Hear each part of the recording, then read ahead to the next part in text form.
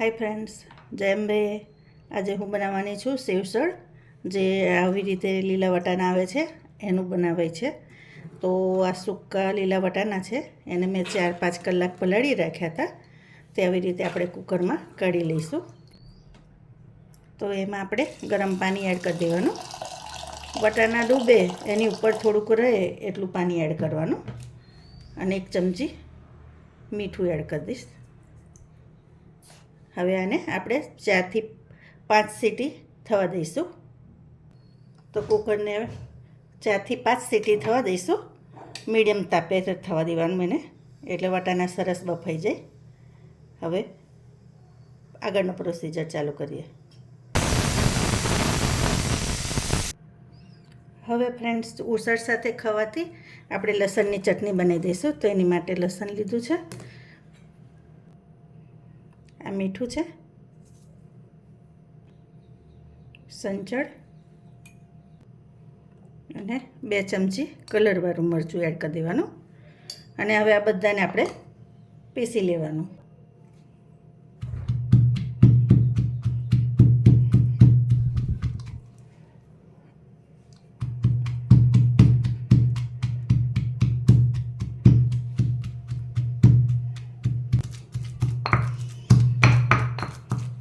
તો ફ્રેન્ડ્સ, આપણી ચટણી થઈ ગઈ છે. આવી રીતે પીસી લેવાની. હવે આને આપણે વઘાર કરીશું.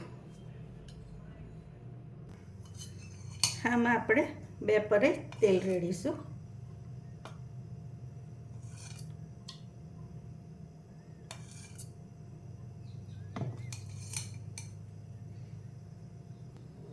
તેલ થઈ ગયું છે તો થોડીક હિંગ એડ કરીશ. અને આ જે વાટેલું લસણ હતું એ બધું આપણે એમાં એડ કરી દેવાનું.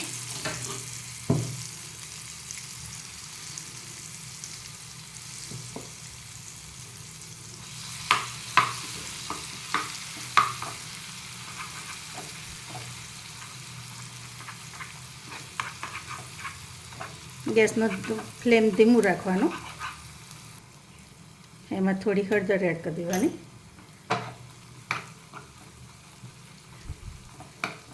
આમાં થોડુંક તીખું મરચું આપણે એડ કરીશું, કલરવાળું એડ કર્યું હતું એટલે. અને હજી કલરવાળું થોડુંક વધારે હું એડ કરીશ.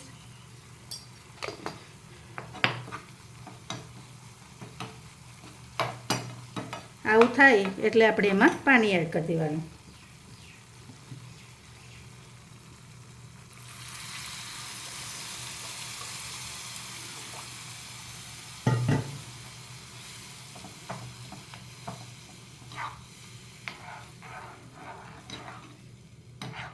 હવે આને થોડી વાર આપણે ઉકળવા દઈશું.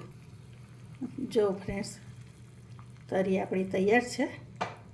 હવે હું એને ઉતારી લઈશ અને હવે ઉસળ વઘારવા કઢાઈ મૂકી દઈશ.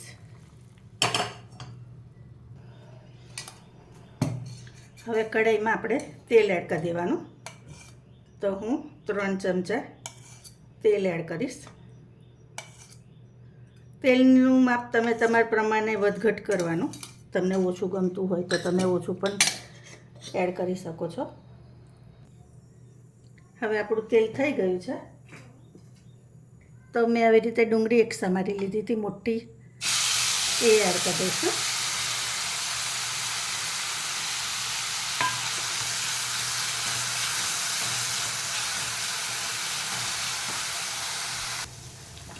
ડુંગળી પિંક રંગની થાય એટલે આપણે ટામેટાં એડ કરી દેવાના.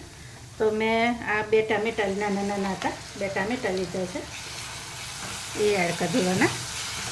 હવે એની સાથે આપણે થોડુંક મીઠું પણ એડ કરી દઈશું, એટલે ટામેટાં થોડાક જલ્દી ચડી જાય.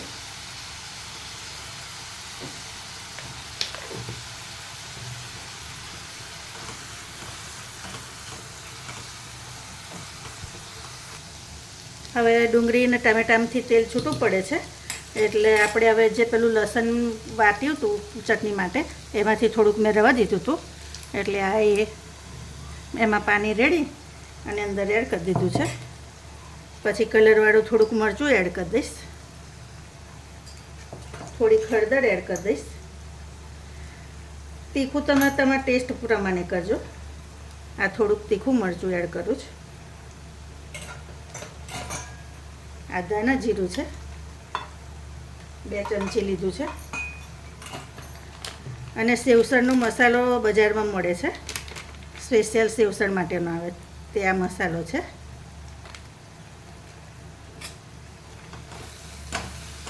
આ બધું પ્રોપર હવે મિક્સ કરી લેવાનું.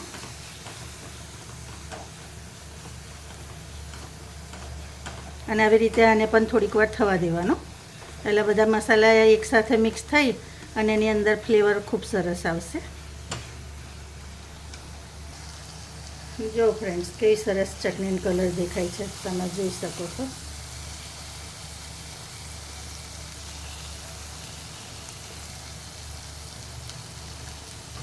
તો આવી રીતની ચટણી એ કરવાની. હવે એમાં પાણી એડ કરી દેવાનું.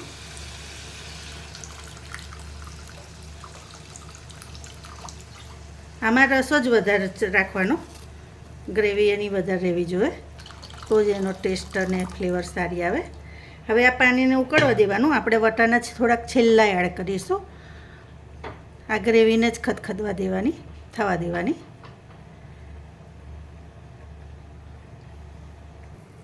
આપણી ગ્રેવી થઈ ગઈ છે, બરાબર સરસ ઉકળી ગઈ છે. તો હવે એમાં આપણે વટાણા એડ કરી દેવાના.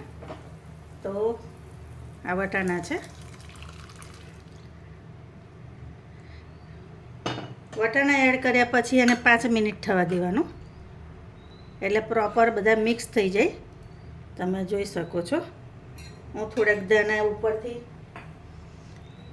એડ કરી દઈશ, એટલે એની ફ્લેવર પણ અંદર સરસ આવી જાય. આમાં ખટાશ અને ગળપણ હોતી નથી. ખટાશ જેને જોવે તે ઉપરથી લીંબુ નીચવે, બાકી અંદર એડ થતું નહીં, એટલે મેં કર્યું નહીં. તો તૈયાર છે આપણું સેવસળ. તો તમે જોઈ શકો છો ફ્રેન્ડ, કેવું સરસ દેખાઈ રહ્યું છે. હવે હું સર્વિંગ પ્લેટમાં લઈ લઉં એને. તો ફ્રેન્ડ્સ, તૈયાર છે. તો આ તરી છે, આ ઉસળ છે અને આ સેવ છે. તો તમને કેવી રીતે ખાવાનું એ તો નોર્મલી જે ગુજરાતી છે એને ખબર જ છે, પણ જે બીજા છે એમને નથી ખબર, તો હું બતાવી દઉં. તો જેને તરી ખાવી હોય તો આવી રીતે તરી, મતલબ તીખું ખાવું હોય તો આવી રીતે તરી એડ કરવાની, ઉપરથી સેવ એડ કરવાની અને બન સાથે ખાવાનું. તો તમને મારી રેસીપી કેવી લાગી એ ચોક્કસથી કહેજો. લાઇક, શેર, સબસ્ક્રાઈબ કરજો. Thank you.